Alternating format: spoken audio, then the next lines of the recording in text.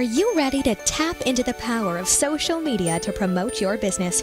It's easy to get social with Turn Up the Volume, the award-winning social media marketing professionals who know how to get results. Drive web traffic, boost sales. Get social today. Visit www.turnupthevolume.com. That's turnupthevolume.com.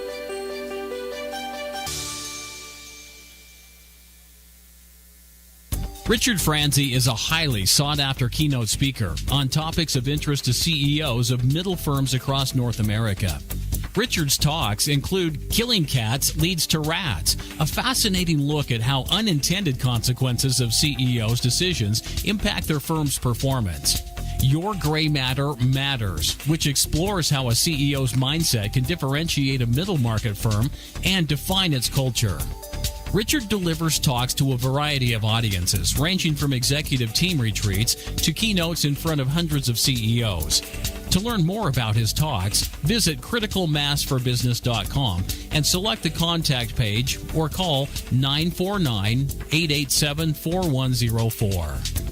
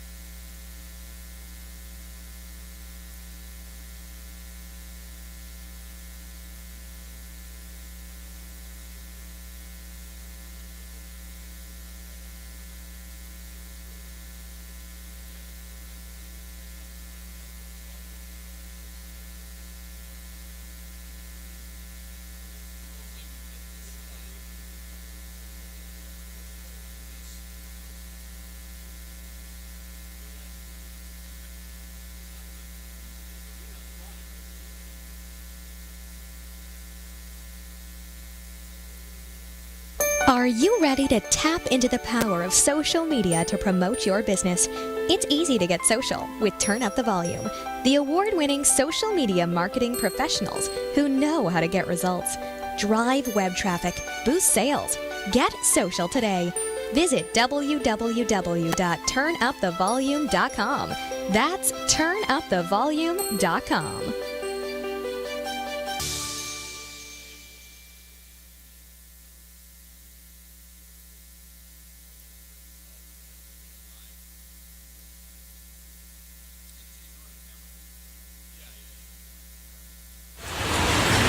On the observation deck of the Empire State Building to demonstrate how much material Waste Management recycles. As North America's largest residential recycler, last year alone, Waste Management recycled 12.9 million tons. How much is that? Let's do the math. Carry the 6.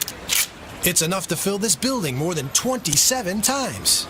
With experience like that, we're bound to have a program that can help your business recycle. Talk to Waste Management or visit thinkgreen.com.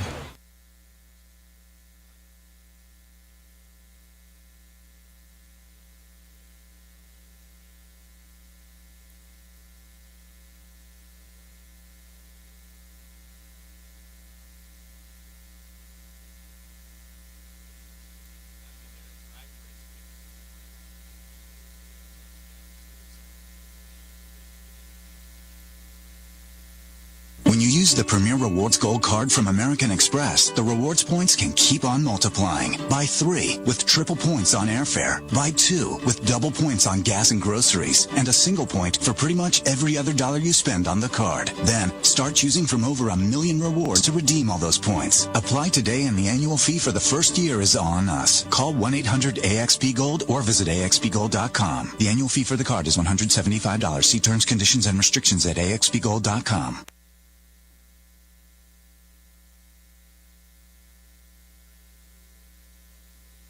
Imagine what it would feel like to lose everything. Your job, your home, your family, your dignity. This has happened to thousands of the men, women, veterans, and young adults we serve at Working Wardrobes. What do we do to help? We provide career development services, life skills workshops, job skills training. We provide the perfect interview outfit, and we get clients placed in jobs. Call Working Wardrobes, 714-210-2460. Donate, volunteer, invest, hire.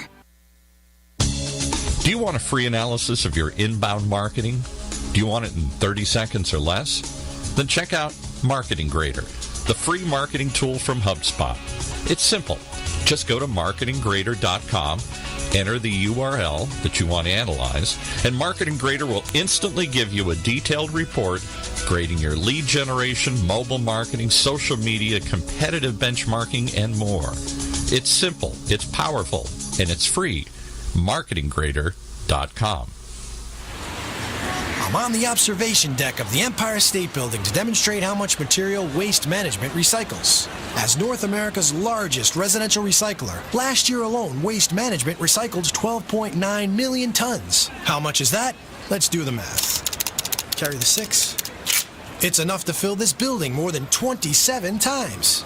With experience like that, we're bound to have a program that can help your business recycle.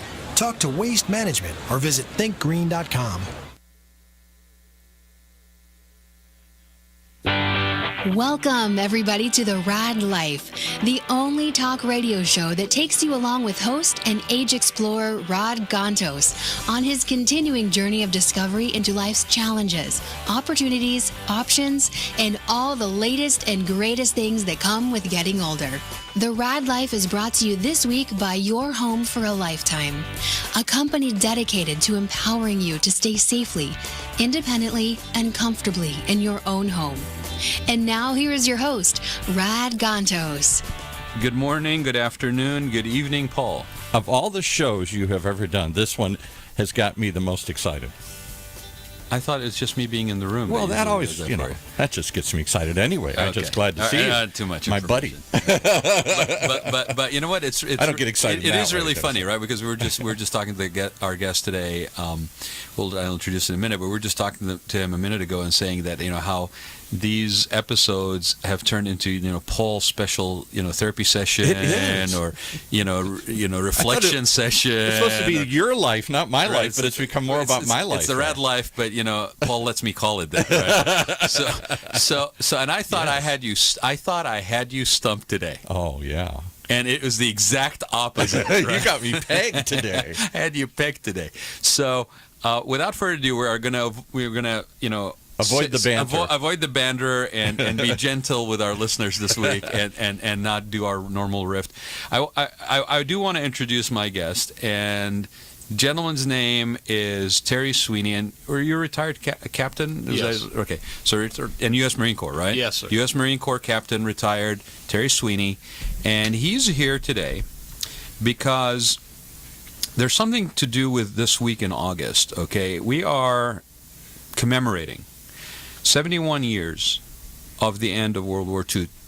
Not officially, because there was a signing of the armistice with the Japanese. I think in September. It was the first week of September. 3 days. 3 days after. The event that brought the war to conclusion. This is the event that brought the war to conclusion. The dropping of the atomic bomb on Nagasaki. Yeah, the second city. And why Terry is here is because he is the son of the only gentleman that actually flew both missions. The dropping of, I'm going to get this wrong, Little Boy on Hiroshima and Fat Man on Nagasaki. I got those right? Yes, good. Sir. Right. And one was a hydrogen bomb and one was a plutonium bomb. That's correct. And so there's a few things that I was surprised talking to Terry for a few minutes before the show about that I don't know that are common knowledge about how that all transpired and what led to it and kind of activities that the military took. Well, we'll get into that. But we'll talk about that. Yeah. But I want to introduce you, Terry. Terry, thank you very much for being here. Oh, it's my pleasure. And your father wrote a book about this experience, and let's plug the book and his name and everything here. Yeah, it's called War's End by Charles W. Sweeney, and is available on Amazon. It's out of print, but you can still get it. Libraries are now dispersing them throughout the country, so you can get them for a fairly cheap price. And he stayed in the military, unlike most of the bomber pilots, and rose to be a major general. Is that what it says? That is there? correct. Wow. Okay. And this is, going back. This is 1945, right? That this particular mission is. So I'm going to turn the mic on to you because I know there's a lot of ground for us to cover here. I want to really know about, how did your dad find himself in that situation? Because I think that's an interesting story in itself. And I'll just say that when I said that I thought I had Paul stumped, so that people have a reference here while we're listening to Terry, and yet I had him pegged, is because, Paul, take the mic. Why did I have it? My father, like his father, was a bomber pilot in World War II. Now, my father passed away a couple of years ago, but, in the end of his life, not so much in the early part of his life, really talked a lot about those years. In the beginning, he didn't want to talk about it too much, but as he got older, he actually joined the 8th Air Force reunion group and met up with his crew that had scattered, that he had lost contact with for 50 years. In the 90s, the survivors all got together, and he became very vocal about talking about it and much more open to sharing these experiences, some of which were very funny, some of which were unbelievably horrible. And so I became fascinated with World War II because of hearing my dad's stories and my dad's involvement. Okay, so thank you for that. And the irony is, people just to again frame it this way, both of your dads were probably very young when they were doing this, right? In their 20s, yeah. Okay. So, your dad, Terry, was, 25 when he flew that mission, right? That's correct. Okay, so tell us how he found himself in that position. Okay, well,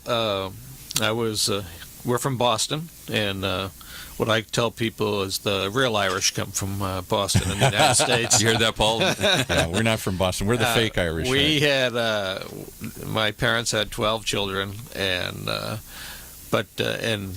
four. Two died before I was born, and 2 died after in the last 4 years. So we're now down to 8, but we're still going strong.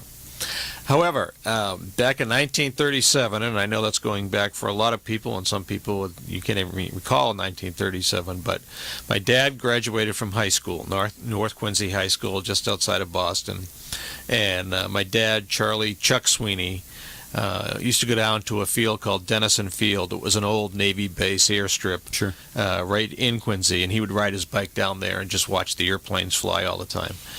And one day, they had a fair down there, and the pilots were offering rides for $2 to go up and circle around the Boston Harbor, and $2 was a lot of money at that time, especially for an 18-year-old kid. But he scraped the money together, and that day he knew aviation was going to be his life. Wow!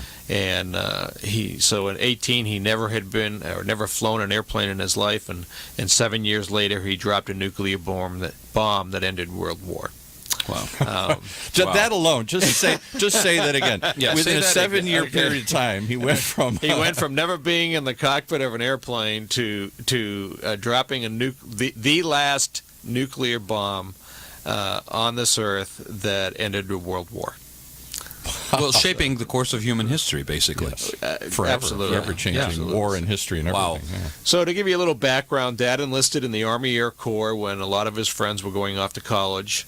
And his thing was he wanted the nice leather jacket, the watch, and, exactly. Who doesn't? And the sunglasses. Right. Who doesn't? And to be a flyboy. And to be a flyboy, and that was his main goal. And when you had all three of those, women were easy to attract. And that's what my dad used to say. I don't know if that's true. Having been a Marine aviator myself, I can concur with that. Okay. But anyway, on September 6th, 1941, Dad actually earned his wings. Well, they pin on your wings once you've completed flight school, and he was sworn in as a second lieutenant in the Army Air Corps. Mm-hmm. The very next day, the day that was called the day we live in infamy, right. Pearl Harbor was attacked, Yep. and of course, what did they need? Pilots. Yep. So he was already trained and immediately was sent off to a weapons testing site in Ohio. But they realized that they needed more experienced pilots down at Eglin Air Force Base.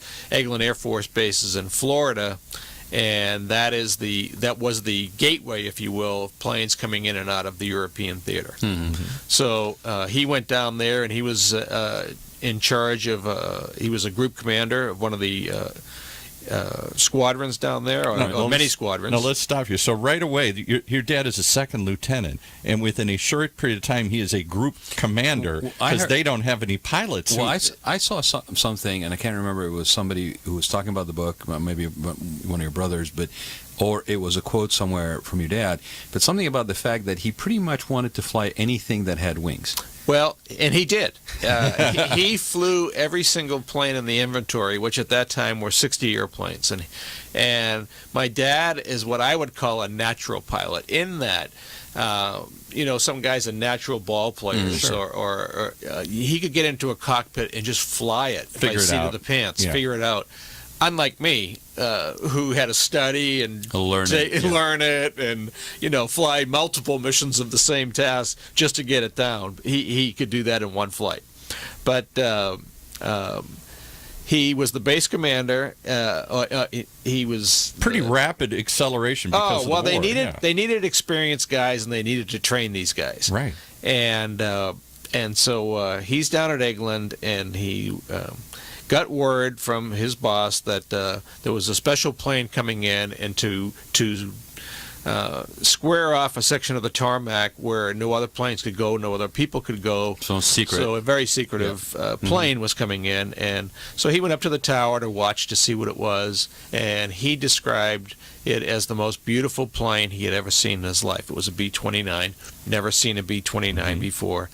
So he immediately jumped in his staff car, which was a Jeep at that time, and drove over to the airplane. And, of course, it was Colonel Paul Tibbets who was in charge of the entire Manhattan Project. Right. And they exchanged pleasantries, and my dad told Colonel Tibbets that, anything he needed on the base, he would be happy to drive him to, take him to, whatever. And, of course, in the back of Tibbets' head, he said, you just want to fly my airplane. And he said, well, you're right, sir, but we'll get to that later. And let's stop for a second, because the B-29 was special because it was the first pressurized cockpit. That's right. And that was one of the many things about the which B-29. would allow it to fly at a higher altitude, so the fighters, the Zeros and stuff, could not fly that high. Reach that high at that time. That's so, correct. Whereas the other bombers that were in existence, like the one my dad unfortunately flew, the B-17 and the B-24, they'd put a mask on when they got to a certain height. That's right. Yeah, at 10,000 feet. But they were able to shoot them down. They were able to go up, and the fighters could fly that high, and the flak could shoot that high. That's correct. So the 29 was a huge jump. Oh, and it was beautiful. It was just a beautiful. It was called the Cadillac of airplanes at that time. So my dad put his spies out around the base and follow this guy wherever he goes, and I want to know where he is at any time. So he finds out that after a few meetings that Colonel Tibbets is going to go to the Officers Club for dinner. So my dad happened to be showing up at the same time. Yeah, all set up. And he said, "Hi, Colonel. I'm Captain Sweeney. I met you earlier at your airplane, and would you like to have dinner together? Unless you're with somebody." He says, "No, I'm not with anybody." So they had dinner, and my dad convinced him that he should let him have a try in his airplane. So the next day they did.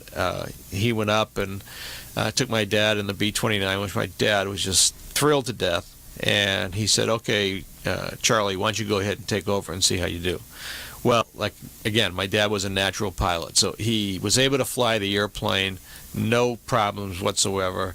And in fact, I think Paul Tibbets refers to my dad as the crazy Boston Irishman that would fly a B-29 under the San Francisco Bridge if you asked him to. Yeah. And did.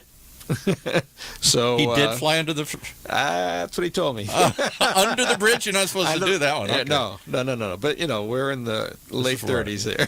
Now I'm surprised that I didn't know the 29 was around in 41, because the 29 didn't enter service till the end of the war. Well, it was secret. You didn't need to know. No. When did the B-29? No. When did they didn't? I don't know the exact date, but the B-29 was the plane that dropped the atomic bomb. No, so it had to have been around. But I'm just saying that when they were bombing the Japanese before that, and using 29s. I'll get into that. Yeah. I'll get into that. Right. But they didn't use the 29 in the European theater ever. No. This was a brand new plane that was designed, built, but it was still a top secret That's what I'm saying. In aircraft. 41, it was still pretty secret. They Yes, weren't. absolutely. So at Egeland, my dad really liked the skills. Colonel Tibbets liked the skills of my dad, and he said, I'm looking for some young pilots. I would really like to have you on my team. What do you think about that? And he said, I can't tell you what it is, but you're showing me the skills that what I'm looking for. And he said, well, I have orders to India at the end of the year, so there's no way I can do that. And Colonel Tibbets said, well, we'll get those changed. And India was a lousy place to fly. My wife's father flew in India. That was the hump. They flew over the Himalayas trying to supply the troops in Burma. And it was if that was what he had to fly, these little DC, whatever they were, DC-9s, yeah. I don't know for that. So Dad was really proud to have a thing, but he said a colonel can't change my orders, and so he didn't really read into it that much. Little did he know. Yeah. And the next day, his boss came down and said, "Your orders have been transferred, and now you're in." Working under Colonel Tibbets. He said, wow, this guy must have a lot of... Yeah, who is this guy? Yeah. But my dad also said that Paul Tibbets was such a great leader that you would follow him anywhere. And the military has very few of what you call fine leaders, if you will. I'm not putting anybody down. Right. I'm just saying that to find somebody who's unique that you would want to follow is really a special thing. So... Dad ended up flying off to Grand Island, Nebraska to do, quote, training. And there was a general at that time named General LeMay, and I'll just mention him briefly because Curtis LeMay. He comes into the story a little bit later, but for now, he was in charge of the Pacific Theater, and he wanted to learn about the B-29. So when a general comes into a base, usually there's a pomp and stance and a general's inspection and all this other stuff. And when he landed, he said, get rid of all this stuff. I want to just learn how to fly the plane. So Tibbets said, well, I'm going to give you one of my best pilots, which really beefed up my dad, that Colonel Tibbets thought of my dad as one of his best pilots. Terry, I just want to go back and remind everybody. We're talking about a period, your dad got his wings in 41. Before the war. Well... In September of 41, right? Yeah, right. Okay, this is when? This was shortly after that, maybe... A couple of years? No, not even a couple of years. Maybe a year. I mean, that's phenomenal. It's a very, to Paul's point, I mean, it speaks to your volumes about your dad. Right. Well, like I say, he was a natural. So I don't even know what that is like. I've only met up one other guy in my life that was a natural pilot. I mean, and personal soul. I mean, he pursued the guy he basically interviewed for a job that he didn't know he was interviewing for, but he knew he wanted to do something, right? Well, yeah, and Dad's, how he got that claim to fame is if anybody had an airplane that needed a maintenance check light or needed to be delivered somewhere, whatever, call Chuck. Day or night, doesn't matter. He will do it. Now, two quick questions. How many other pilots were in this top secret group? And because it wasn't a big group. No, he was looking. Tibbets was looking for a total of 9 pilots. Okay. Yeah. So they still didn't know what they were training for. No one knew what they were training for, which was the very hard part. Okay. Okay. So while they were in, so let me just touch on Tibbets LeMay a little bit. So he came in, and Tibbets said, I'm going to let my best pilot teach you. So, of course, my dad felt well about that. And Tibbets said, get rid of everybody. So he thought he'd want to take them out and flying, and he said, no, just take me to one in the hangar. So they go in the hangar, and for one day, they just spent the day in the cockpit, and LeMay said, what does this do? What does this do? What does this work? How does this circuit break? I mean, he just explained for 5 or 6 hours what every single button did. The next day, he said, okay, now we're going to go flying. He took the plane up, flew it flawlessly, got LeMay, and they went up in the morning. They took another flight in the afternoon, and he said, okay, that's all I need, and he left for Hawaii. Wow. To lead the thing. So by that time, the orders were to fly down to Wendover. They were looking for a base that was out in the middle of nowhere to try to test these bombs. And now the bomb was Tibbets said, I want you to train the pilots. He says, well, how heavy is the bomb? And he said, 10,000 pounds. Well, we'd never had a 10,000-pound bomb before. Typical ones are like, what, 500 pounds or something? Or maybe? 500 is average, still to this day. 1,000 would be big. Right. So they got down to Wendover and they realized that they built concrete planes, concrete bombs, I should say, with the thing called Torpex in them. But they couldn't get him in the bomb. So, there was a code name, the Manhattan Project, and under that was a code name called Silverplate. And they were told, if you ever need anything, just use Silverplate. And so they realized that this particular B-29, the one that was stock, was not going to work. It had a gun turret in there or two. They had to get rid of it. It was too much weight. So Tibbets and my dad flew up to Seattle to meet with the Boeing executives and said, we need a B-29 that doesn't have this on it, doesn't have this on it, and we would like it to have reverse thrusters, and we would like it to have this, that, and the other thing.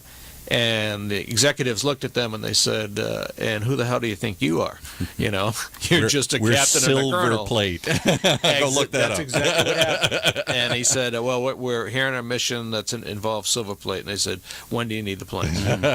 And they had 20 planes in Wendover within 30 days to spec. Pretty amazing. Wow. Pretty amazing for the Boeing folks. Wow. Yeah. Amazing what was going on in the world, in the United States that day for preparations for World War II. So so they're training and then doing this thing, and that's how my dad found out about the bomb. There were secret, I don't want to say Secret Service because they weren't around yet, but there were I think it was the OSS. OSS, okay. yeah. Mm-hmm. Well, there was my dad told me there was an OSS agent for probably every single airman and officer that were on that base. So this was such top secret. So he said, secret, so they were cooks, they were bartenders, they were maintenance people. You couldn't tell who was who, but they had their ears to the ground. The predecessor Well, to the this CIA. predates the U.S. Air Force. I mean, there was no This is the U.S. Army Air Force. Army Air Force still. Right. So what happens was my dad was at church one Sunday. He's coming out, and Colonel Tibbets pulled up with a security officer, and they said, "Come on, we're going for a ride." And they drove off base, and they went into the desert about 10 miles, and they got out. And Paul Tibbets said to my dad, he said, "Are you familiar with Einstein's theory of relativity?" And he said, "Well, No. I read an article, understands, an article in Saturday Evening Post that had something about it years ago, but if I recall correctly, it was mass times speed squared." Something like that. And he goes, well, you got the right concept. So Tibbets picked up a handful of sand and he said, we're building a bomb that can do this to a city, and just turn the hand upside down. And the sand fell out. And my first reaction from my dad is, oh my gosh, this would actually end the war. Mm-hmm. So we couldn't say anything about it, but that was a big problem at the base because they couldn't tell the men what they were doing, but these guys were working round the clock and dropping these 10,000-pound bombs, but you couldn't say anything. And he said morale was very low, and but that's the way it was. So roughly how, I'm just trying to follow a timeline here. So the bomb gets dropped in 45. You're saying they start testing the pilots in 42 or 3? No, this is 40. No, we're in 44 now. 44, okay. Okay. So, I mean, they didn't even have a crane to carry a 10,000-pound bomb, so they had to go to England to get a crane that could lift something that heavy. But all secret. No one knew anything. So they went, let me just turn the page here. Sure. And he said he told them what was going to happen. They got the airplanes to spec, and that was that. So the Trinity test, which a lot of people don't know about, but we're going to take this bomb, atomic in nature, but only 2,000 pounds, bring it up on as high as they could on I don't know what you call it. They built like a tower. A tower. Yeah, that's what they built, a tower. And then they stood back about a mile or so to watch and see what kind of things, if it was going to blow up. And can I interrupt for a second, because that's down in New Mexico, the Trinity, first time they blew up an atomic bomb. That's right. That was in Los Alamos. And there were two theories out there. One was there was actually some fear that this would ignite a chain reaction around the Earth, that if they blew the bomb up, it would keep the chain reaction wouldn't be contained and it would engulf the entire planet. In fact, one of the scientists declared just that. Another scientist said that there's no way with the reverberations that we're going to live. So they didn't know if the world was going to blow up. They thought for sure they were going to blow up. But again, the concept was to end the war. At the time, we were losing 900 Marines a day through Guadalcanal all the way up to Iwo Jima to Okinawa to you name it. I mean, we were losing a lot of guys. So and that was that was relatively close to when they actually dropped the bomb, right? Well, what happened?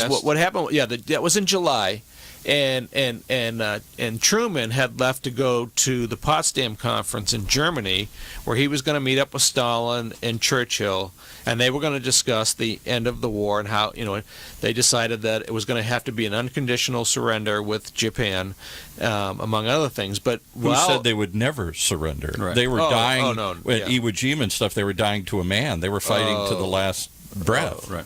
They were dug in tunnels. It was amazing. And they had estimates that to invade the home island of Japan would cost $1 million or $2 million on each side. On each side. On each side.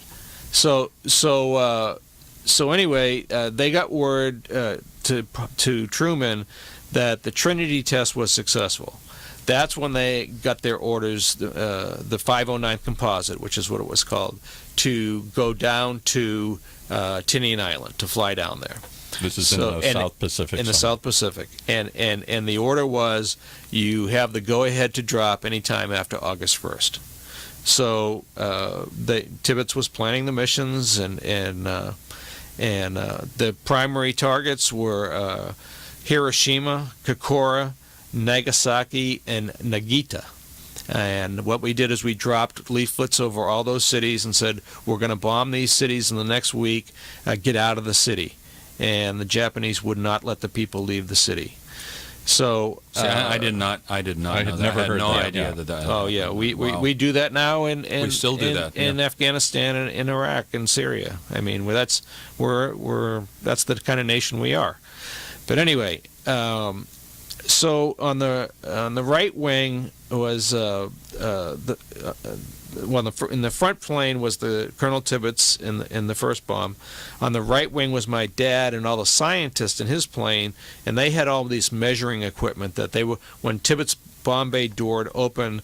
My dad was going to open his bomb bay door, and they were going to drop all this measuring equipment, see what they could capture. Mm-hmm. On the left wing was the photo reconnaissance plane that, when you watch the History Channel or PBS, that came from the left wing airplane. Mm-hmm. So and everything went like clockwork on the first one. I mean, it just, Colonel Tibbets, best as it was, naturally the plane goes. Did they have like fighter clockwork. escort, or was it? No, they just flew in. No, they just three flew. planes. It was a 7-plane mission. 1 plane, 3 were weather. 1 plane landed in Iwo Jima that we had already taken, as in case anything broke down, they could go down and get a new airplane and come back up. But the rendezvous was, and the first one was over Iwo Jima, and at 30,000 feet, and they just headed straight in from there. And by this time, the Japanese Air Force had pretty much been decimated, so there probably wasn't. Yeah, in the first mission, there was no fighter attack. Yeah. Okay. And Terry, so I'm sorry. You also said that one of the requirements, that the city had to have a military installation of some sort, military value. All the targets had to have military value, number one, and they had never. They had to be cities that had never been bombed before. Because we don't talk about it a lot, but there was a lot of bombing of Tokyo, for example, and a lot of Doolittle famous fire raids. Because everything was made out of wood in Japan. Right. So they dropped these phosphorus bombs, and once they lit, they kept burning and burning and burning. They didn't just blow up. People don't realize that the raids on Tokyo and other cities killed way more people than the atomic bomb. That's right. Because of the fires and everything. I mean, it was like 2 or 3 times more. But they don't know that. But they didn't. It didn't. That's why I asked the question. I just wanted to have people to have that reference. Yeah. What? And let me interrupt one other thing, because Yeah, the go only criticism that's ever been leveled, I think, about this, and people, I'm sure your father was one. Tibbetts always said, "I have no regrets of doing this. End of the war. It's a horrible thing, had to be done, and think of the lives we saved, not just the lives that were lost." But there was some speculation that maybe they should have dropped a test bomb to show, because nobody knew that such a bomb existed, that was even conceivable. And Truman said, "I didn't do it because if it had failed, that would have been equally bad propaganda-wise. They wouldn't have believed us then." So they felt they had to go ahead and drop the first bomb on a city, and if it didn't blow up, nobody knew it. And if it did blow up, it would... It's a Monday morning quarterback. Yeah, right. Yeah, I don't know. Should we have dropped 2? Wouldn't have wanted to up? I don't know the truth to any of that story. I don't know. I personally don't know anything about that. I do know that when I was in college and I had to write a paper, and I'd never talked to my dad about this before, I thought, oh man, I can just go downstairs and get the information and be done with this thing. Yeah. And I asked him, I went downstairs, I said, "Dad, you and I have never talked about this thing, and I got to write a paper, and is it possible that you can just sit and tell me some things?" And he said, "Sure. But first, you need to go down to the library and go through the microfiche, no internet in those days, and find out what was going on a week before the war and a week after." And I'm there, "Oh, come on, man, just give me the I got to do dirt." more work. Yeah. So I had to go Short down to version. the library and get this microfiche, and it's like, oh, what a pain in the neck. But in doing that, I learned that at that time, it was the only thing to do. Again, we were losing 900 guys a day. Yep. There were 2 major invasions. I mean, we weren't going to stop. We were going to land on mainland Japan to the north, Operation Coronet, and to the south. I forget the name of the mission that was going to be, but they thought that the Japanese would lose at least 1 million people on those 2 land invasions, and we would lose at least 1 million men on the land invasion. They thought it would be way worse than D-Day, because these people and it was would going not to take surrender. 4 or 5 Especially waves. given the entrenchment that they encountered on the islands. Well, Right. and the suicidal nature of what they were doing. Oh, yeah. They were going to die for the emperor. Yeah. They couldn't have shame on the homeland. They would die to the last man. Right. So aside from the war ending, I have people come up to me to this day that say, "Your dad saved my life." I was ready to go on the Coronet mission. Absolutely. I mean, it's just amazing. So my dad would always say, "Whose brothers, whose uncles, whose sons, whose nephews, whose grandfathers were saved because of the second atomic bomb?" So at the time, it was the only thing to do. And we only had 2 bombs, okay? Yeah, that's so we the had other to thing, make right. them think that we had a whole slew of these things. Right. And we gave them the opportunity to surrender after the first one, and they wouldn't take it. So when they came back and landed, and they debriefed, later that night, Colonel Paul Tibbetts came up to my dad, and he said, "Charlie, if we need to do the second mission, I want you to run the second mission." And my dad said, same tactics, meaning 3 planes at 30,000 feet, 3 B-29s, and he said, same tactics.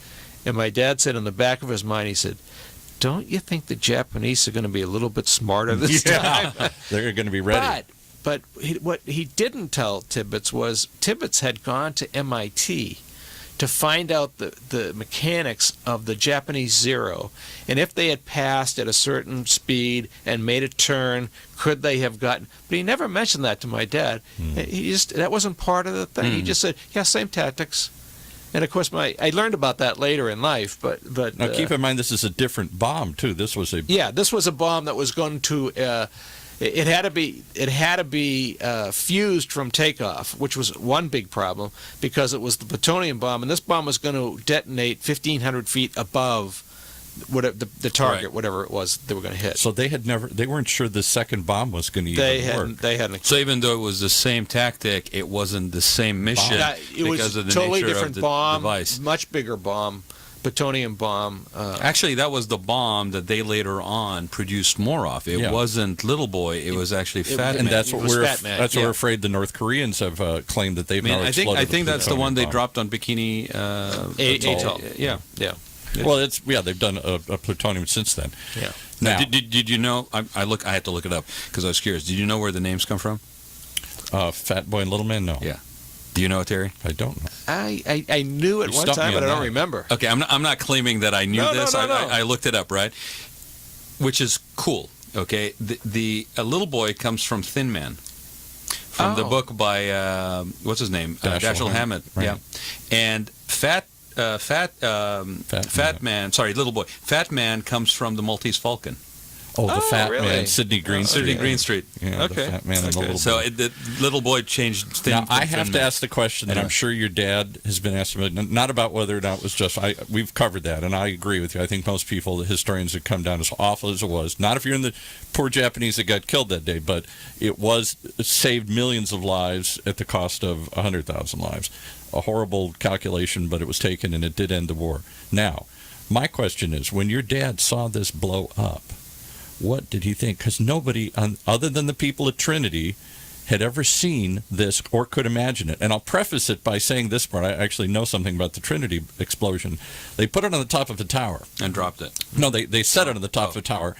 And they put it on a steel concrete tower so they could see later on what kind of damage it would do. And after the bomb went off, the tower was gone. And they all looked at each other and went, oh, shoot. These people who were supposed to know didn't know that the tower would evaporate. They didn't really quite understand what they were unleashing at that moment. So now your dad, this guy from Boston, who a couple years earlier just learned to fly, is going to drop something that no human being has ever seen before. And they say when it went off, I mean, there was a shock wave and there was a heat blast and all this stuff.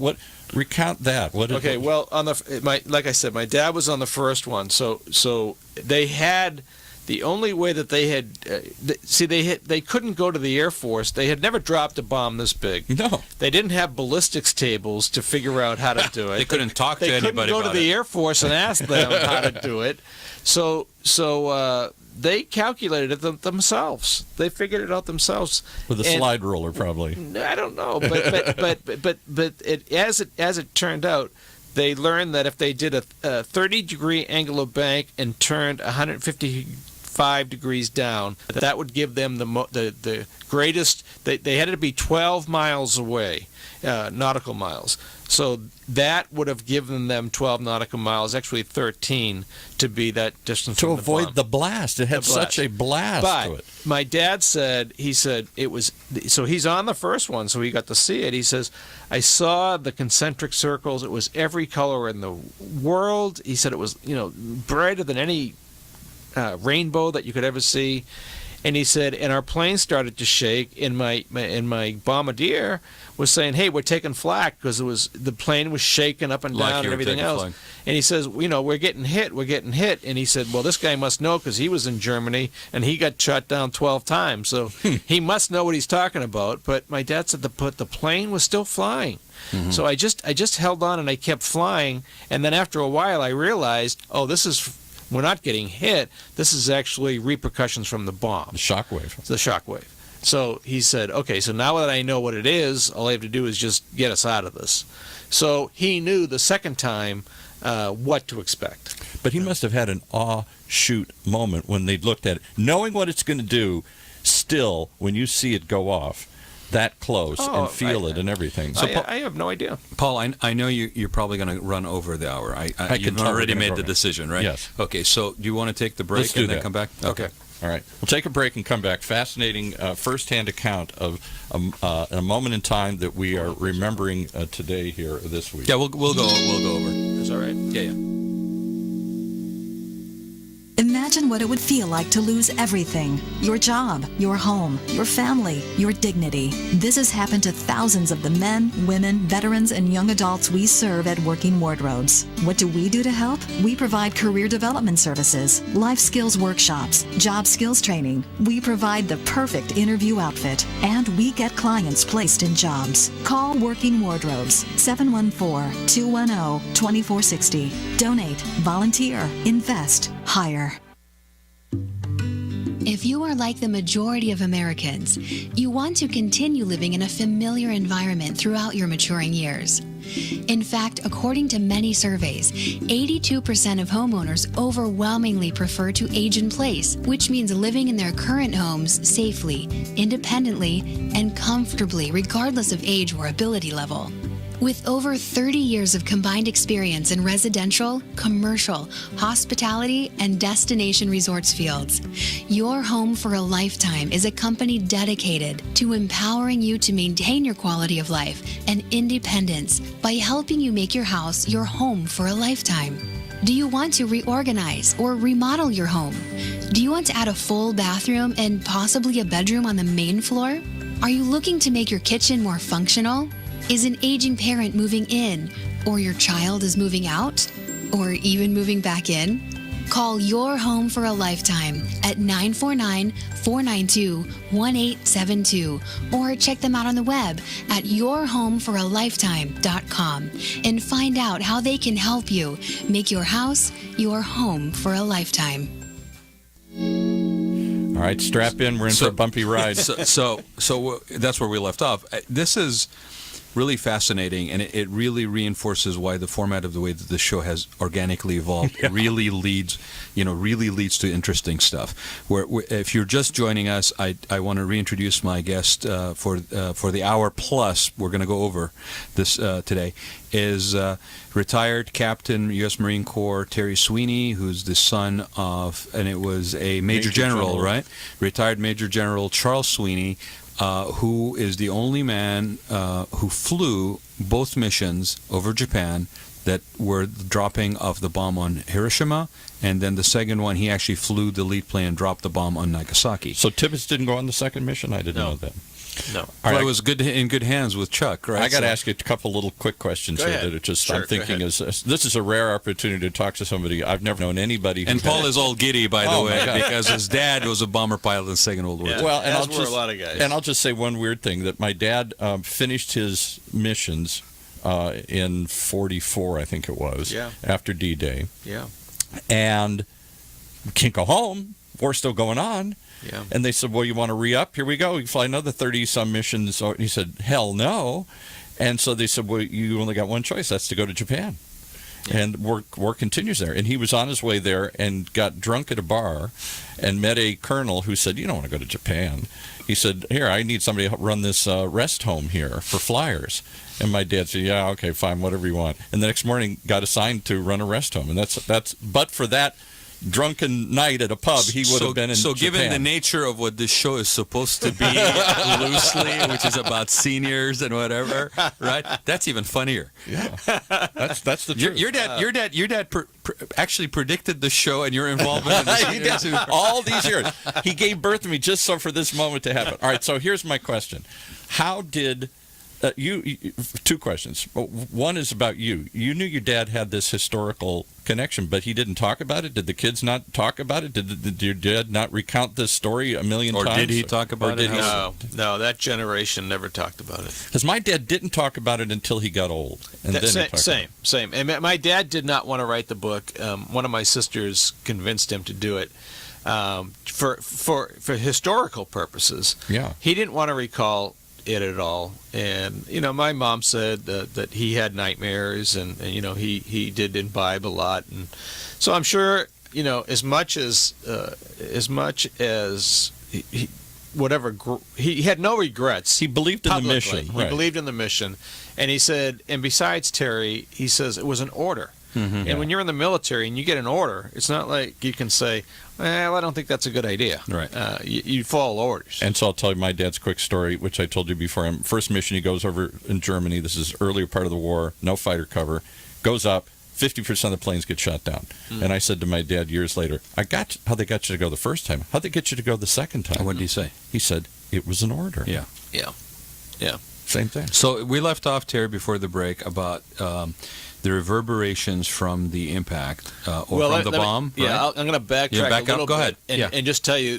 So anyway, my dad gets the go-ahead from Tibbets to go ahead, and they're going to he's going to drop the second bomb. Okay. So at 2 a.m. they go down a pre-flight, and problem number one, the instruments that they had in my dad's plane, which was called the Great Artiste, were still in the plane. The crew had put the bomb on the wrong plane. They put it on a guy named Ernie Bach's plane. So, and the crew chief, as they're pre-flighting, says, "Oh yeah, we have 600 gallons of fuel that won't transfer." So that was a little bit scary, and my dad looked up at Tibbetts, who was there, and he said, "Well, Colonel, what do you think?" And Colonel Paul Tibbetts looked at my dad, and he said, "Chuck, it's your mission. You call. decide." Yeah. He was 25 years old, and he said, "We go." So the bomb was on the wrong plane. The bomb was on the wrong plane. The fuel wasn't enough. The fuel wasn't enough. It had to be the fuse had to be live on takeoff. Never happened in any other bombing mission ever. And Yeah, because they used to arm them in the air. Yeah, and that night, I mean, B-29s were crashing left and right, and 3 had crashed that night before. So, Terry, your dad, at the age of 25, is making a decision to ride a plane with a live bomb on takeoff. An atomic bomb. An atomic bomb on takeoff. Oh, it gets better. It gets better. In a plane that has crashed because it's somewhat... No, this plane didn't crash. No, but I mean, the planes were crashing all the time. Planes were crashing all the time with not enough fuel. That's about right.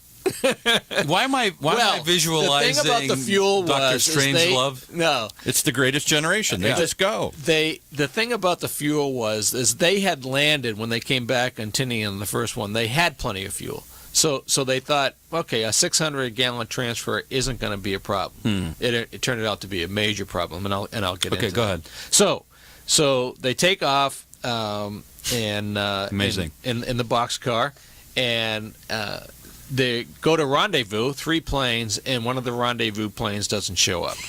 And explain why, because that's he first of all, this guy hadn't been really involved in the mission at all, and he wanted to have this claim of fame that I was involved in the atomic mission, and he was going to be the photo guy. So, Tibbetts said, all right, let him go for posterity's sake because he's harmless anyway. Well, he went to 39,000 instead of 30,000. Okay, and they had changed the island because Iwo Jima was having a typhoon that was flying in, so they had to go to another island to rendezvous. So he completely missed the boat. So problem number 3, they were radio silenced the entire time. This guy breaks radio silence and says, he can't find my dad, and they're circling and circling, waiting, wasting fuel. He said, "Did Sweeney abort?" Well, that translation came back to Tinian as Sweeney aborted. So the first thing that went through their minds is, well, we don't need these search and rescue airplanes, because what the Air Force does is they put search and rescue C-130s or whatever they were at that time out over the water. Yeah, to if the plane crashes, to be able to get them within a 30-minute period. Right. So they said, okay, well, we don't need search and rescue anymore. Pull those guys back. Secondly, what was I going to say? I have never heard any of this, and I thought I'd read a lot about it. It is in the book. It is in the book. They used to have an acronym in World War II called FUBAR. You know what FUBAR stands for? I sure do, but you can't say it on the air. We'll say fouled up. We'll say fouled up beyond all repair. Yeah. So they're also thinking, well, what's Sweeney going to do with the bomb? Is he going to drop it in the ocean? Is he going to try to land back here with the live atomic bomb? What's he going to do? But they didn't want to talk over the radio, so they didn't know. So there's a lot of fear going on back at Tinian with all the top brass and everything, and then on the leg from the rendezvous point, the fuse goes live. Okay, so I mean it had to be on but not live, and that from then they had 50 seconds to decide what to do. So now they have an atomic bomb that's live that shouldn't be live. They have 2 crews, and the fuel is getting low. The primary target is Kokora, and the weather report said that Kokora was fine. However, because of the bombing raids that happened in a city close by to it, Uwana, the winds had changed, and now we're blocking Kokora, and the orders were to drop visually. So primary target unavailable. Right. So they made a pass. How would you like to be the people who lived in that town and found out later we were supposed to be? There was actually a term that came out of that, and I'll find it while Terry's talking. Okay. But there's a term that came out of that basically refers to luck. like, what's the name of the town? Kokura. Like something like Kokura Luck or something came out of that for exactly that I same. don't know. Yeah. But anyway, they made a pass, and at 30,000 feet, nothing. They went up to 31,000 feet, and that's when the Japanese Zeros started coming up and shooting at them. So they, even though they knew that the planes couldn't hit them from that altitude, the Japs couldn't fly that high.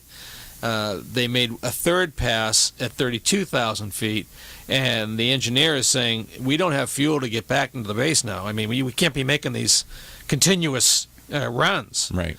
So my dad said, okay, secondary target, is Nagasaki. So they headed over to Nagasaki, and I think the Zeros had to go refuel or whatever, so they had a pretty good shot. And the weather was socked over at Nagasaki.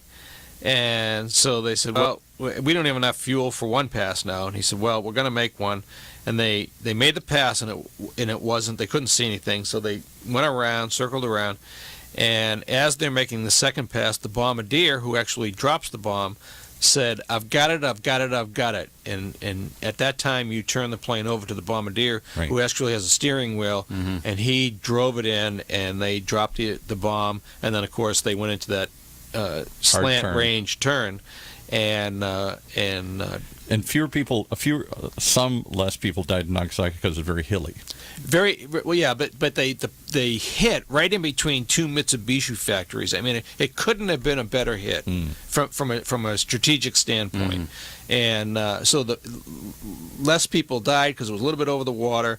But at the same time, we demolished those two factories, which were primary factories at that time. And within days, the emperor came on and spoke to his people for the first time ever. They had never heard their own emperor's voice because at that time they thought he was a semi-deity, and and he had never spoken. They'd never heard his voice before, and he came on the radio and said, "That's it." Yeah. So let me get the plane back to the. Oh, I'm sorry. Yeah. Okay. So anyway, they're coming back. They don't have the fuel left, and things start. The hydraulic fluid pumps start working. The oil light comes on. All these different things. So he says, there's no way we can get back to Tinian. There's absolutely no way. What's the closest field? And they said Okinawa. So Tibbets had taught my dad what they call a step program. It's like going down your hill in car in neutral and then climbing back up. Well, you can do that in the air, and Colonel Tibbets had taught my dad how to do this with, like, it's a dolphin type thing, if you will, to do a step up and then glide.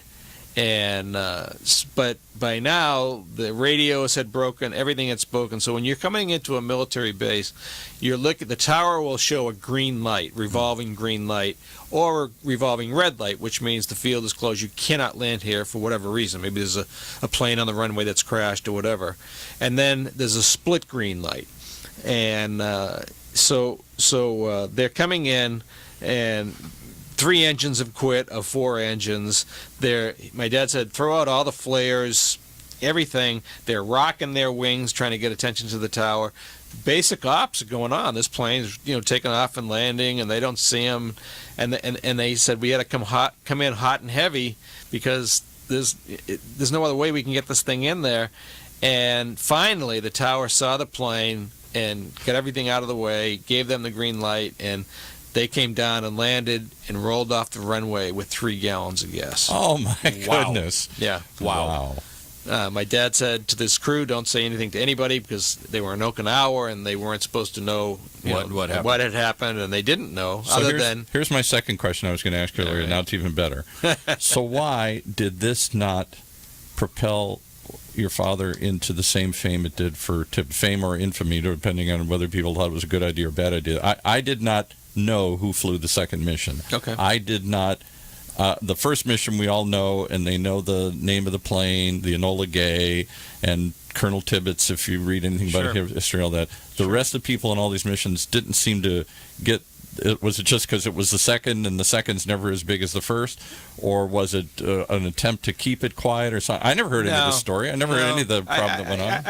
I really don't know, to be honest with you. I just know that it was Paul Tibbets' mission from the very beginning. Yeah, and he executed the plan flawlessly. So the fact that things went wrong, and in fact, Tom Hanks bought the rights to the book because it was kind of like an Apollo 13 thing, which we're still hoping. Tom, if you're listening, perfect. Tom, come on. He likes World War II stories, and this was kind of an Apollo 13 type thing. Right. So anything for HBO even would be great. But from what I've heard, is they can't find a suitable ending to a movie like this that everybody would be pleased with. But I don't know how true that is. But Tom, if you're out there listening, would love to have a movie. That's amazing, right? Trying to put a nice little ribbon on something that is that in itself is a phenomenal story without needing that. Yeah, because I think the story has to be told. We do have to keep history alive so people know. Terry, you mentioned something here. I'm just going to explore this for a minute with you. Okay, so the plane that didn't make it, the one that was at 9,000 feet higher than where it's supposed to be. Yes. Was that the observation plane? No. That was the plane that would have taken the pictures on the left. So I don't know. Is there less photographic documentation on the Nagasaki? There's none on the second one. So that could also have a lot to do with the fact that what played out was the Enola Gay over Hiroshima. Absolutely. That's the one you hear about, read about. It's amazing how history just kind of unfolds in ways that you could. Yeah, if we have movies of it, we can talk about it. But if we don't have proof, as Paul Harvey used to say, and now there's the rest of the story. Right. Yeah. Well, this is the rest of the story. This is the rest of the story. Thank you, Terry, for giving it. So now the next one. I hope this isn't a difficult question for you. I'm not trying to be offensive. There is no here, difficult question. But obviously, we're remembering this now. What's the anniversary? 71 years. 71 years. Yeah. And the current Prime Minister of Japan has invited people to come back, just to remind people why we never want to drop bombs again, and just remember this moment in time. This is really the only two times that the atomic bomb was ever used in war, and we did it, and we don't like to think of that, but all the rationalizations and the reasons that it had to be done, it was done, and people who did it said, I can't change that. There was a reason for it, and we did it. Yeah. It's sort of like the POWs, McCain and others, going back to visit Vietnam at some point afterwards. Did your dad ever want to go there again, or was he ever invited to come back to any of these things? My dad was in Nagasaki 3 days after he dropped the bomb. Oh, my God. Wasn't he subjected to radiation and everything? Well, that part I'm sure he was. I don't know for sure, but they went in to see the devastation. They went to Hiroshima first, and then they went down to Nagasaki. And they were actually they stayed the night in Nagasaki, and that's when my dad learned about the Jesuit missionary down there. Talk about that. Yeah, talk about that. Well, let me get this. Sure. But the funny part was, he says they went into the hotel, and he said, I didn't know if I should put my name down on the register at the front desk, and he said, but Paul Tibbets was in front of me, and he wrote down, Paul Tibbets, Commander, blah, blah, blah. And he says, well, if it's good enough for him, it's good enough for me. So he wrote his name. But this is something that my dad never told us about, but being Catholic and then finding out that there was a Catholic missionary down there, where actually some of the original guys, Paul Minke and his companions, were actually crucified upside down in Nagasaki. He learned Martyrs about of the Church. Martyrs of the Church. And so he set up a fund for that and never told any of his children. We didn't find out about it until he died. Wow. Because, just to finish the story, if you've ever seen the miniseries Shogun a long time ago, the Jesuits came in the 1500s or 1600s, I think, when the feudal system was still in place, and really made great efforts to convert to Catholicism, to Christianity. Correct. I don't know how successful or not they were, but they became very influential. The Jesuit order in Japan. My father went to a Jesuit university in Beirut. I mean, they got far and wide. With the Jesuits, and there was a big influence. And you're saying that one of the early places they set up schools and missions was in Nagasaki, and the Americans didn't realize there was such a large. I don't know that would have changed their calculation at all. I don't think so. But that this wasn't just the Japanese enemy that we were fighting. There were some Jesuit. No, there were a lot of them. Well, I don't know if they were American. They were American priests, but there was obviously a large civilian population and obviously a large Catholic population. Right. So it wasn't just Japanese that died. So did he ever go back? And he was there to go days because, again, this did end the war. They ended within, 24 hours or 48 hours or something like that? Yeah, it ended very shortly after that. But my dad said, he said, at the time, as we talked about earlier, it was the only thing to do. Mm-hmm.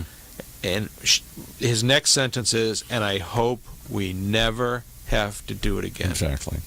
But it had to be difficult. It would have to be blow your mind to go down and see what you did. You pulled the trigger. Yeah. This happened. Yeah. And to see that kind of devastation days after and pain and suffering.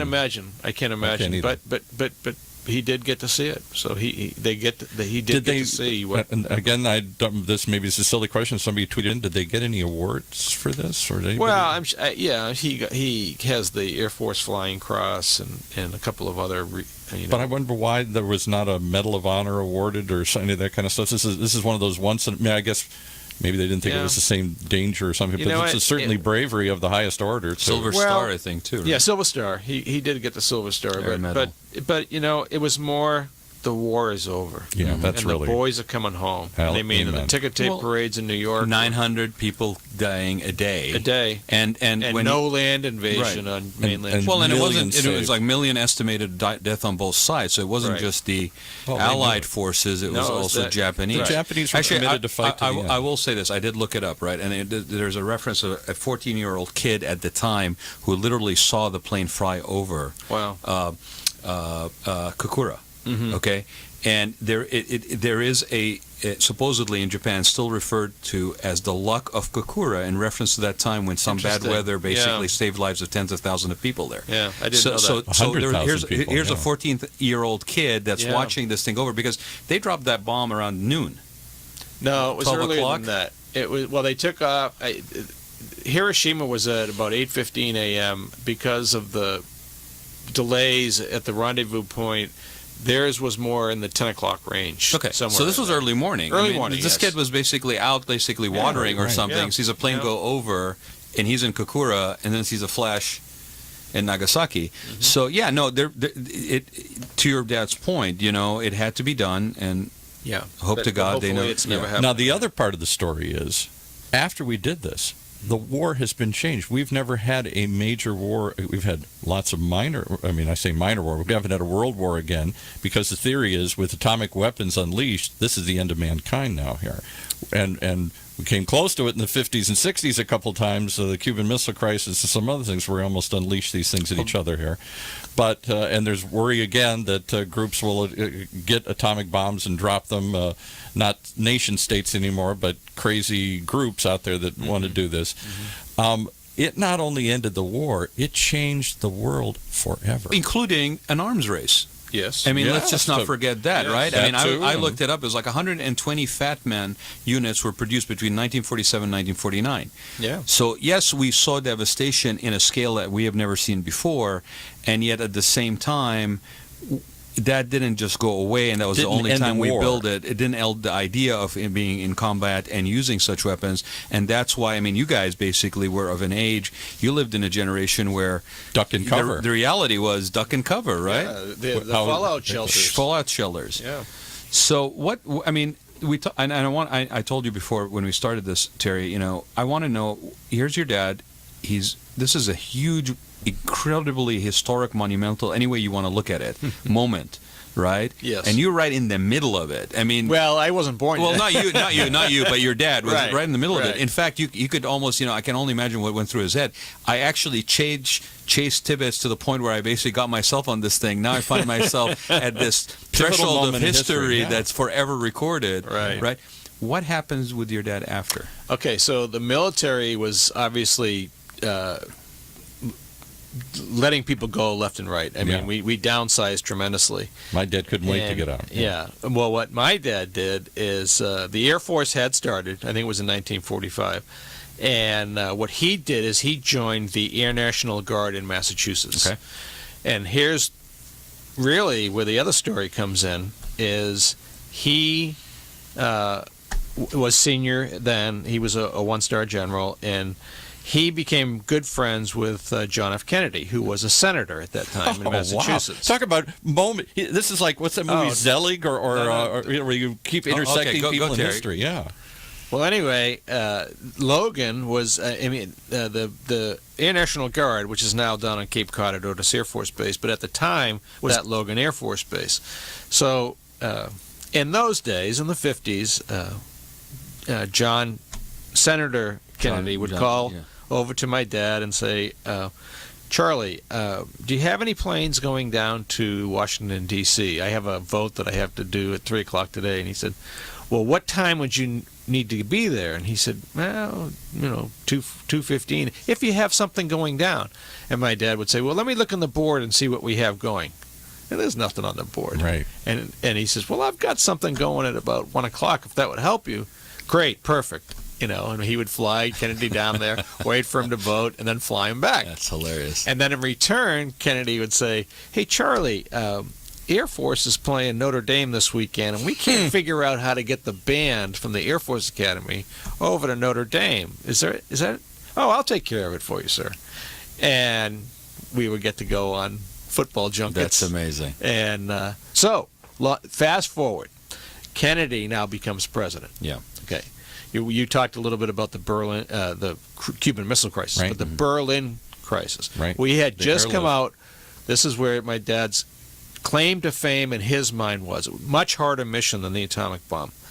He said we had the first jet, if you will, the F-86, and we had about 100 of them, maybe 200, and so. LeMay is now in charge of the European theater. He's a 3-star general. He's over in Germany. And John Kennedy calls my dad and says, Say that again. John Kennedy calls my dad. I've never known anybody who could say. Look at Massachusetts, Irish. Right, Yeah, come on. Okay. Plus, when Kennedy was president, he would fly into Otis Air Force Base, where my dad was the commander. Right. Because he would be going down to Hyannisport. But you understand, as an Irish Catholic kid, Chuck, right. I've never heard the words. And when John Kennedy called my dad. Oh, yeah. No. Oh, when my dad called him. Yeah, right. Oh, no. Yeah, no, it was surreal stuff. Yeah, and, it's very surreal. He would come in, and my dad would take us on Air Force One, and Jackie smoked L&M cigarettes, so they made cigarettes with the presidential seal on them, and then sealed them. Oh, funny. So we would steal them off the plane and everything else we could get, So what happened in Berlin? Kennedy says to my dad, he says, "What do I do? I don't know what the hell to do." And he says, "Listen, well, let's set it up because the Russians had blockaded it off and were going to starve us out of there." He said, my dad said, we need to get these F-86s over to Europe ASAP. I mean, with no time to spare. And he said, well, how do I do it? He said, just write the order and I'll take care of it. So he has McNamara write the order. This is a beautiful story. So he said they didn't have area refueling at that time, so they had to fly up through Iceland and Greenland and then Scotland and then back down. And they were going to go to France, Fallsburg, France, which they did. And they did it. My dad accomplished that. Now, you got to remember, there were planes coming out of Texas, planes coming out of Nebraska, planes coming out of Oklahoma, planes coming out of New Hampshire. I mean, just all over the place. It was the largest airlift, if you want to call it that, of Guard airplanes ever in the history of the Air National Guard. He gets them all there in 3 days. Every single F-86 that we have in 3 days. And tell the number again. How many were there? I think it 100 was or something? 200. I don't know exactly, but I want to say, let's say 150 in 3 days. In 3 days. Okay. He said, Terry, we had bulldozers on the runways on each place in case some guy came in and didn't have enough Push him out of the way. Push him out of the way because we didn't know when the next guy was coming in. And then he said to me, and of course, at the Oak Club that night, I had to be the last guy to leave to make sure everybody got home okay. Yeah. But he says, the biggest claim to fame, he says, so here we are in Fallsburg, France, and there's nothing here. I mean, nothing. He said, so I called the White House, and I said, I got McNamara, and I said, listen, we're here. Tell the president we're here. And he says, you can't be there that fast. He goes, no, we're here. But there's nothing here. I mean, I need chow halls, I need barracks, I need hangars for the plane. I need, he said the very next day I saw the power of the United States. He said there were buses, trains, Army Corps of Engineers, He said, I don't know Everything. where they came from. I have no idea, Terry. He says, but they just showed up and they built us a base in a week. He says, it was the most amazing thing Built us a base in a week. I've seen in my life. So now LeMay, Because he picked up the phone and called. yeah, well, John. no. So anyway, LeMay is now over in Jack. Germany with the regular Air Force. Yeah. He gets wind that there's some guard guy Yeah. over in France with all the fighters, all the F-86s. Well, who the hell gave that order? And he's all pissed off, and because my dad is hearing the Right. whole thing. So I didn't tell you one thing. When my dad landed in Okinawa, LeMay was there, and he said, Terry, I walked into his office, and he was smoking a cigar, and he never looked up at me, and he said, you missed your primary target, didn't you?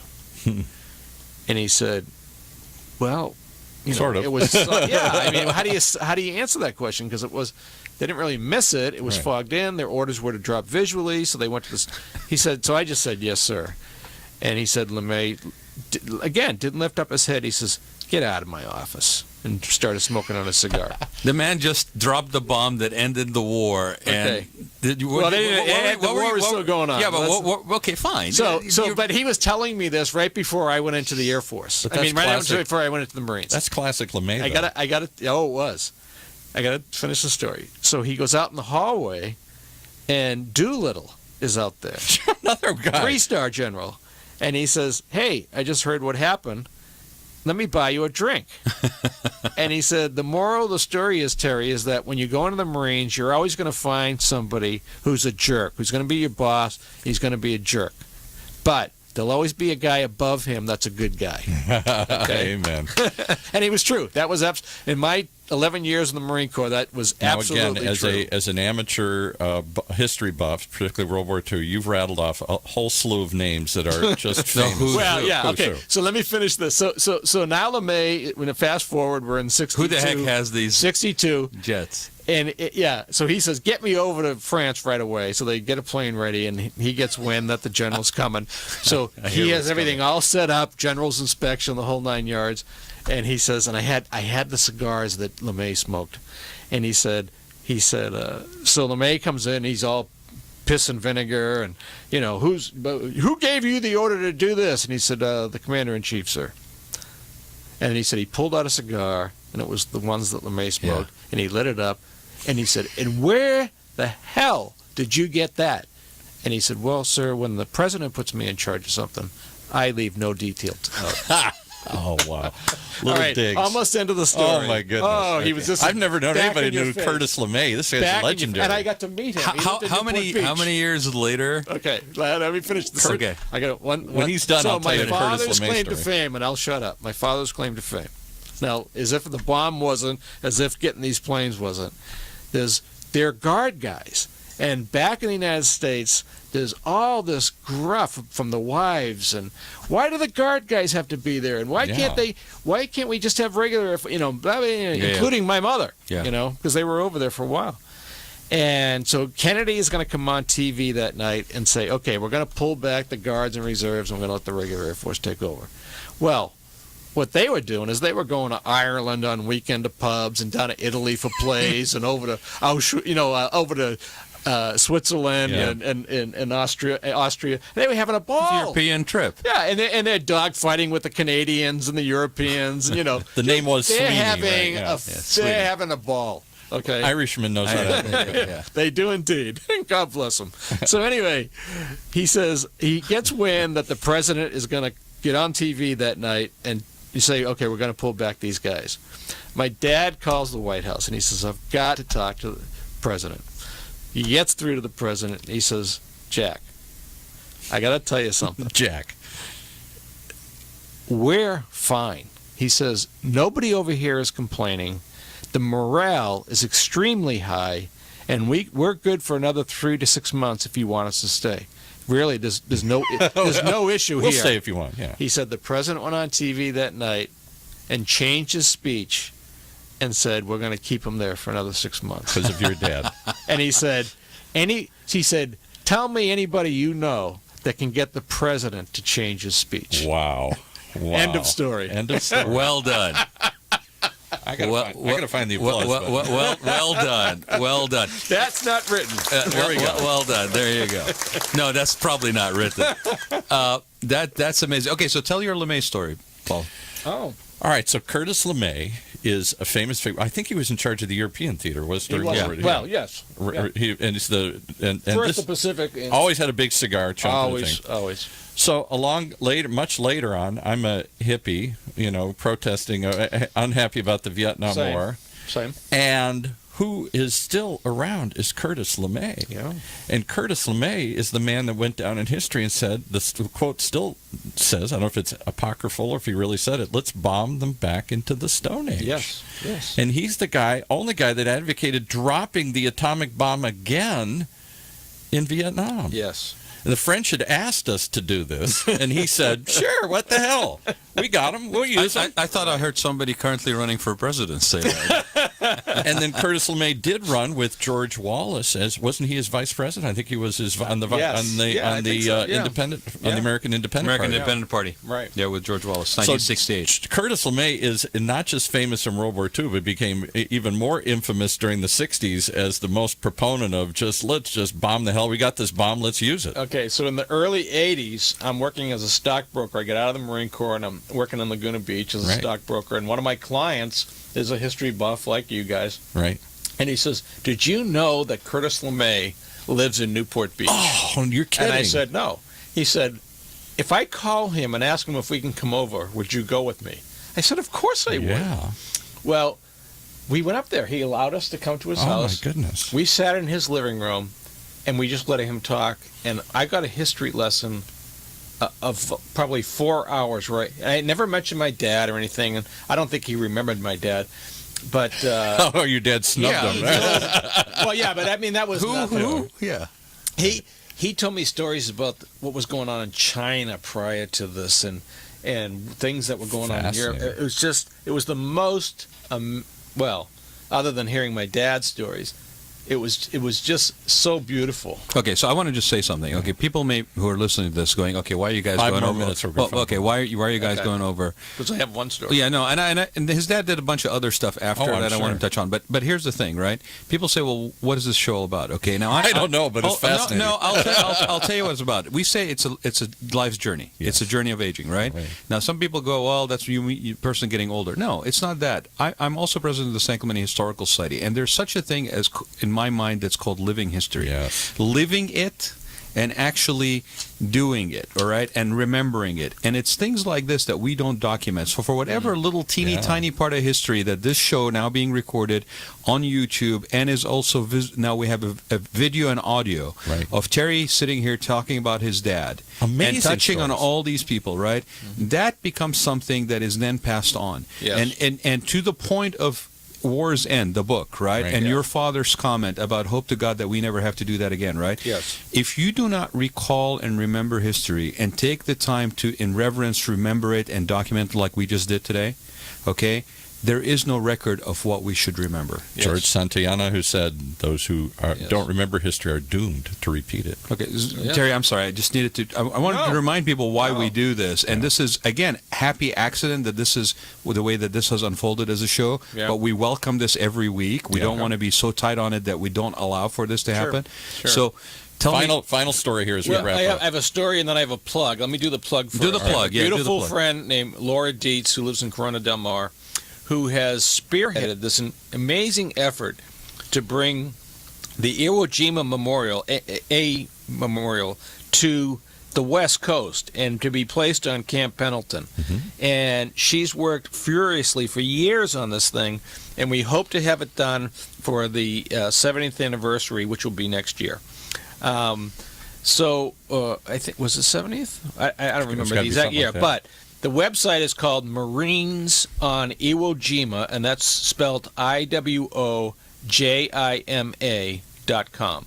So we'll have to have you come back and tell a story that because that is an amazing tale into itself. If we do that, if we put this, and it's going to be right on the 5 freeway, and it's going to be lit up, and it's going to be one of the most beautiful sights you'd ever see driving, up and down. Again, to San remember. Diego. I'm checking. happened? I'm checking the website out, guys. Anybody who's listening, go check it out. It's Marines on Iwo Jima. Right. It's beautiful. It's amazing, and it's project. needed. We need to remember these things. Well, I know a lot of people probably know, but there's also a younger generation that may be listening. Okay, so just to give you a visual reference, you've seen this memorial, Iwo Jima Memorial, forever and ever and ever. You might not know the it men by raising name. the flag. It's the men raising the flag on Iwo Jima, and so this is a similar situation in a glass box, with flags around museum, it, and it's a museum behind it. So. Check out Marines at iwojima.com. And Terry, I'm going to put out the invite right now. Paul kind of answered. Thank you very much. Bring her along and let's talk about because that's this. a whole nother I would love story. to The bring whole Laura Iwo in. Jima. She's local, and this lady is just an amazing. We'll schedule her for our Veterans Hour next month, maybe. That'd be great. Deborah, if you're listening, just reach out to Terry and schedule that for us, please. Last story. Take us out with a story. Okay, I forget what it was. Oh, okay. So my dad dies, and. How long ago did he die? Oh, I don't remember. 10 years ago. 10 years. Okay, a while ago. I don't remember. Right. But anyway, this guy from the Chicago Tribune wrote a full-page article on my dad. That's well he should have. And I read it. My brother sent it to me, and I read it, and I said, it was just beautiful. Mm-hmm. Beautiful. And I called him up, and I forget his name, unfortunately, but I said, I really appreciate what you did to write that article. That was very impressive. He says, I was on Tinian when your father was there. He said, I was a war correspondent for Time magazine, so I knew your dad. And he said, and he gave me another history lesson that lasted about 4 hours, which was right. I couldn't believe it. But anyway, at the very end, he said, and you can see this on YouTube now. Now, when he was telling me this, YouTube wasn't available. But he said, do you know what happened at the very end? He said, MacArthur ordered the tallest, we had about, in a armada of ships, we probably had 4 aircraft carrier groups out there. Yeah. He ordered the tallest Navy men in the entire fleet that was in the Pacific to come aboard the Missouri. Okay? For the Japanese surrender. Exactly. And what he did was he had lined them up, he's telling me the story, along the gangplank leading up to where they're going to sign. Oh, my goodness. And I'm saying, just psychologically to think, what were you thinking? To make them feel even smaller. Right. Okay. Now you can see it on YouTube. Yep. You can actually look it up, the signing of the Missouri, and the Japanese get off their boat, and they have these 10-gallon hats on that are like 30-gallon hats, and they still come up to the chest of the sailors. Stovepipe hats they would wear in those days. Yeah. And it's just he told me this story years ago, and now YouTube came out, and then I actually saw it, and I go, he wasn't lying to me. I mean, there it is. It's the most psychological warfare, even in surrender. Yep. And on the flip side, the Japanese could not get anybody to do it. This was the height of humiliation. The Japanese unconditional surrender could not accept this. They were willing to fight to the death. Even at that moment, there were officers saying, no, we'll continue the fight as a guerrilla war, and that's where the emperor himself had to come in and do this. That's right. And they had to find some low-level guy to come and sign it because everybody resigned and quit. Nobody would sign the papers. And the guy that came on had a limp, as I remember. But it's even worse. Yeah. He himself looked damaged. But I didn't even know there were 13 different countries that signed that thing. Yeah, Australia, China. I mean, it's the really Dutch, and this is in thing. 1945. This is before visuals were so important, and yet even then, even in that small circle of people paying attention, being there, those psychological elements were at play. MacArthur was known for that. The waiting ashore at Philippines and all this stuff. I will say, Terry. I mean, I did a little bit of research just on your dad's book, and your dad. That first of all. That book is considered controversial by some because it defended the decision to drop the bomb. Yes. Okay. And at some point, I'm sure that was not a very popular position. I think we have softened a little bit more, and we look at things a little bit more realistically as a society, especially with the challenges we face today. Right. But that was one. I also wanted to add that there was something that was interesting about it. It may have been when the B-29 was actually, when he basically screened off part of that runway. Mm-hmm. There was something about him actually meeting with Charles Lindbergh.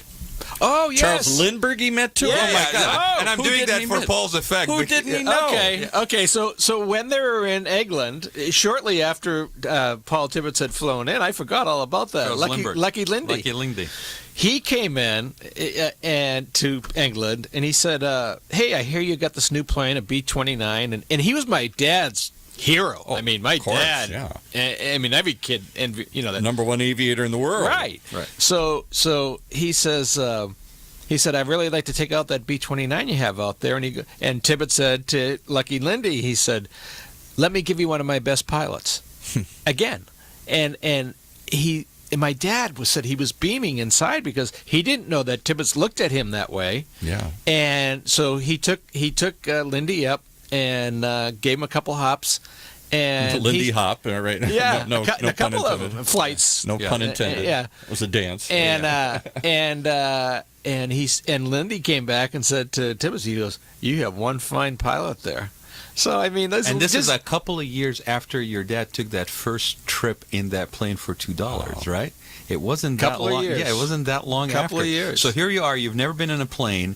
You get in a plane. You realize, again, to the show's thing about passion, the pursuit of passion, right? That this is what you want to do for the rest of your life. Your national friggin' hero that you look up to when it comes specifically to the field of choice is a person you're actually taking around 2 years after you basically get your wings. I mean, it's forgotten all about crazy. that. Wow. Crazy. And again, I found something that was interesting, again, relevant to the pursuit of your passion throughout your life. Here's your dad. He's out of military. I think he worked in the leather industry, yes. right? Yes. And here's your dad still involved, because I saw something about the fact that he actually flew in some air shows. Oh, all the time. Right. Yeah. So here's a perfect example of, not only being pursuit of passion, but here's a gentleman who actually was at key moments of history, if not involved firsthand in key moments of history. Yes. So how the heck, well, I'm not going to say how the heck because I know the answer, right? So what happens to children of a person like that? Do they go into the military? Yes, Terry? they do. I have a brother that just, my brother Joe, who just last year, or the year before, was an enlisted Marine. Yeah. I told him not to do it, but he did it anyway. Came back and went to college, became an officer in the Marine Corps. Yeah. And was involved in the Kuwaiti thing. Yeah. Desert Storm. As a reservist. Yeah. Yes. And then Where Rad was living joined at the the Air time. National Guard in Massachusetts after that. Yep. And retired full bird colonel. I have another sister that's a lieutenant colonel still in the Air National Guard. Yeah. Who traffics KC-135s throughout the world. I had a brother that was in the service, and I, of course, being around airplanes all my life, wanted to fly jets. And well, a common friend of ours basically told me to say hello to T-Bird. Which I believe is that's my call sign. Your call sign. Yeah. In fact, most Greg people Rath, yeah. most people know me as T-Bird, not as Terry. Yeah. So I appreciate Given to me by my dad, by the way. T-Bird by your dad. Yeah. See, yeah, because of an airplane. My dad nicknamed everybody in our family. And I think in 1956, when I was born, either the T-Bird had come out, Yeah. or there was an airplane called the T-Bird. But either way, I want to say the airplane because it sounds better. But it's actually I was named after the airplane. it's also the name of the gang in Greece, by the way. I don't know about. Right? I don't know if you knew that. Okay. It's kind of like, but okay. So interestingly, I think your brother Joe actually also promotes. He goes on and talks about your dad. My dad's airplane is actually at Wright Pat Air Force Base in Ohio. And a beautiful, beautiful Air Force restored museum. Completely, right? Yes. Yeah. And what was ironic about that is I got to go there a couple of years ago with one of my daughters and my niece, and it's all locked up and you can't get in it, but I convinced the guy to let me in because of your family. But he said, don't go in the cockpit. And, of course, that's the first thing I did was get in the cockpit. I said, what's he going to do, cut my hair and throw me out of here? How did it feel to be sitting in your dad's Well, I want to tell you something very interesting. My dad liked to smoke cigars. And the smell of his cigar was still in the cockpit. Wow. That was that's the thing that amazed me the most. I just got chills. We got to end right there. Yeah, I think we're going to end it. Amazing. We're going to end it right there. Thank you, T-Bird. Thanks, Terry Sweeney. My pleasure. And thank you for taking us on this ride. Oh yeah, absolutely. And it's wonderful. And come back again, please. Thank you very much. All right. We'll have. Thank you for joining us this week. And give us the plug for the book and all that again. How do we find it? Okay. The name of the book, you can get it on Amazon. It's out of print, but you can get it still on Amazon at one of those bookstores. It's called War's End by Charles Sweeney.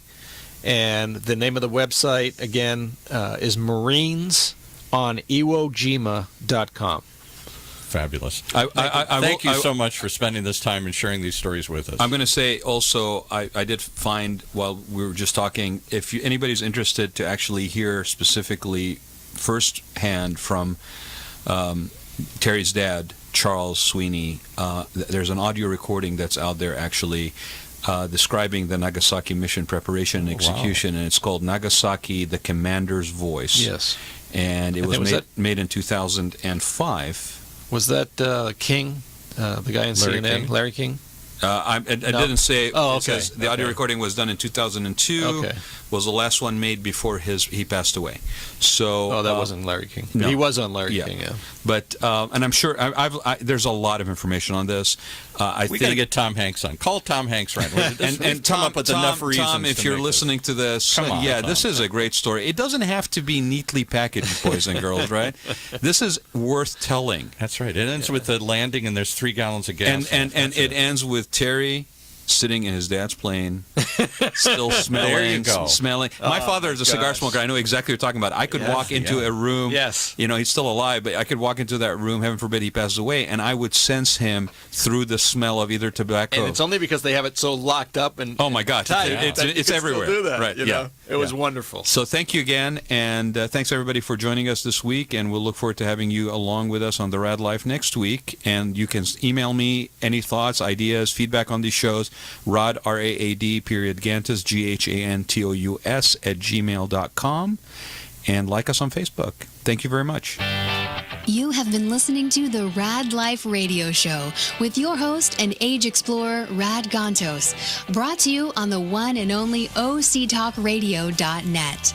Join us again next week as we continue our journey of discovery into life's challenges, opportunities, options, and all the latest and greatest things that come with getting older. Imagine what it would feel like to lose everything. Your job, your home, your family, your dignity. This has happened to thousands of the men, women, veterans, and young adults we serve at Working Wardrobes. What do we do to help? We provide career development services, life skills workshops, job skills training. We provide the perfect interview outfit, and we get clients placed in jobs. Call Working Wardrobes, 714-210-2460. Donate, volunteer, invest, hire. When it comes to pioneers in their respective industries, we all know the Apples, Starbucks, and Trader Joe's of the world. In the realm of recruiting, Decision Toolbox is the industry's best-kept secret. With 90% of their business from referrals and repeat customers. For over 20 years, Decision